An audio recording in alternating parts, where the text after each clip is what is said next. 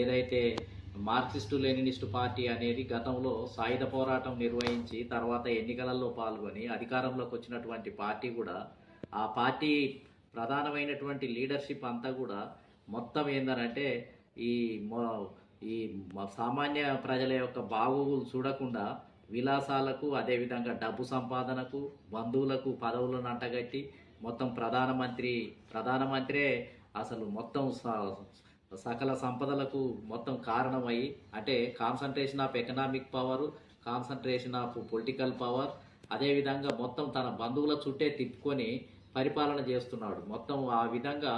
ఈ గత అనేక సంవత్సరాల నుంచి నేపాల్లో అలాంటి పరిపాలన కొనసాగుతుంది. ఇది విచిత్రమే. అసలు ఒక కమ్యూనిస్టు పార్టీ అధికారంలోకి వచ్చింది అని అంటే అది పేదవాళ్ళ పక్షాన, బడుగు బలహీన వర్గాల పక్షాన, లేకపోతే కార్మికులు కర్షకుల పక్షాన, వాళ్ళ పక్షాన ఉండి వాళ్లకు ఇన్కమ్ డిస్ట్రిబ్యూషన్ చేసే విధంగా